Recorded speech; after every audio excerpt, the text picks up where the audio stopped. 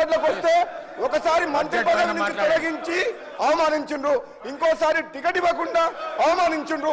అది కడియం శ్రీహరి గారి చరిత్ర. అది పచ్చకామర్లకు లోకమంతా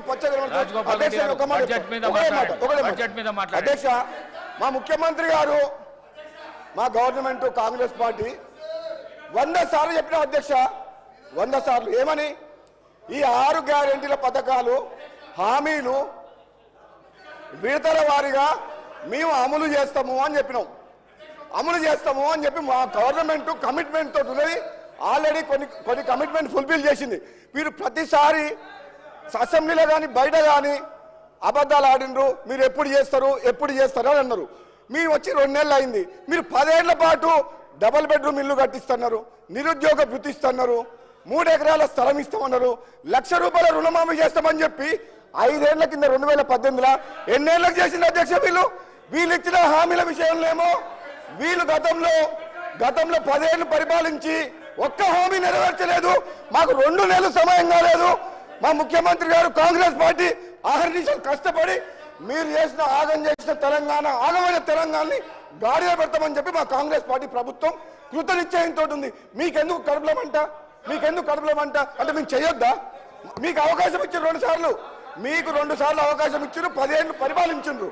మీరు విద్యని వైద్యని గాలి కొదిలేసిన మనుషులు, నిరుద్యోగులని గాలి కొదిలే మోసం చేసిన మనుషులు, నిరుపేదలకు ఇల్లు కట్టిస్తామని చెప్పి మోసం చేసిన మనుషులు, రైతులని నిల్వ ముంచిన మనుషులు, ప్రాజెక్టుల మీద పేరు మీద రీడిజైన్ పేరు మీద కమిషన్ల కోసం ప్రాజెక్టులు కట్టి దోసుకున్న చరిత్ర వీది. మా ప్రభుత్వం తెలంగాణ ఇచ్చిన పార్టీ ఇది. కాంగ్రెస్ పార్టీ ఆనాడు హైదరాబాద్తో కూడిన తెలంగాణ ఎందుకు ఇచ్చింది అధ్యక్ష? వీళ్ళు అప్లై చేసిపోయిండ్రు. నిజంగా చెప్పాలంటే ఇది మిగులు బడ్జెట్ తోటి ఉన్న రాష్ట్రం. మనమే ఒక 10 రాష్ట్రాలకు అప్పిచ్చే పరిస్థితిలో ఉండే అటువంటి రాష్ట్రాన్ని అప్పుల పాలు చేసిన పోయిన గణిత చరిత్ర వీళ్ళది. మనకు అప్పులు ఎందుకు చేయాలి చరిత్ర? మనకు హైదరాబాద్ నగరం ఉంది, బోలెడంతా ఆదాయం వస్తుంది. ఈ ఆదాయంతో తెలంగాణను అభివృద్ధి చేసుకోవచ్చు.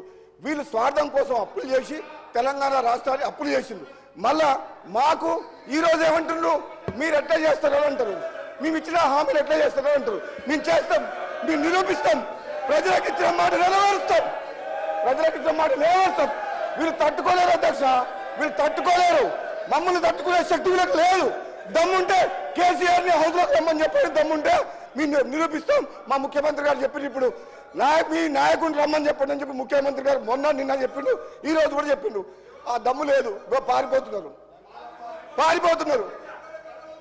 బయట పోయి మాట్లాడతారు, హౌస్లో మాత్రం చర్చ లేరు. ఈ రోజు మా ముఖ్యమంత్రి గారి నాయకత్వంలో ఈరోజు మేము అందరం కూడా కమిట్మెంట్ తోటి పనిచేస్తున్నాం. ఒక శ్వేతపత్రం ఆర్థిక పరిస్థితి మీద శ్వేతపత్రం ఇచ్చినాం. కృష్ణా వాటర్ దోపిడీ మీద చర్చ చేసి ప్రజెంటేషన్ ఇచ్చినాం. గోదావరిలో మోసం జరుగుతుంది, మేడిగడ్డకు ముఖ్యమంత్రి గారి నాయకత్వంలో అందరం పోయి చూసి వచ్చినాం. అది జీర్ణించుకోలేక ఇవన్నీ వాళ్ళు చేసే తప్పుల్ని ప్రజలకు తేట తెలంగా కళ్ళకద్దేటట్టు చూపిస్తున్నాం. కాబట్టి అది తట్టుకోలేక ఈ విధంగా మాకు వ్యక్తిగతంగా విమర్శలు చేస్తున్నారు అధ్యక్ష. నేను ఈరోజు చెప్తున్నా, మళ్ళీ వీళ్ళ ఆటలు సాగవు. ఏనాడైతే బీఆర్ఎస్ మార్చిండ్రో అప్పుడే వాళ్ళ పని అయిపోయింది. వాళ్ళు బతుకు తెరువు కోసం, అధికారం కోసం, స్వార్థం కోసం పనిచేసే వ్యక్తులు.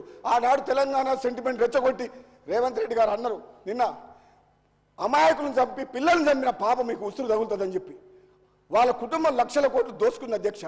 ఆ పాపం ఎవరో త్యాగం చేస్తే త్యాగాల పునాదం మీద ఏర్పడ్డ తెలంగాణలో ఒక కుటుంబం బాగుపడి లక్షల కోట్లు దోసుకున్న చరిత్ర వాళ్ళది. అది తెలంగాణ ప్రజలు 2 సార్లు తప్పు చేసినామని గమనించి ఈరోజు గ్రహించి మళ్ళీ తెలంగాణ ఇచ్చిన కాంగ్రెస్ పార్టీకి పట్టం కట్టిన అధ్యక్ష. ఇది పేదల ప్రభుత్వం, పేదల రాజ్యం, పేదల కోసం పనిచేస్తుంది. ఈరోజు మమ్మల్ని మా లోపల చీలిక తీసుకొచ్చి నన్ను రెచ్చగొడతారు.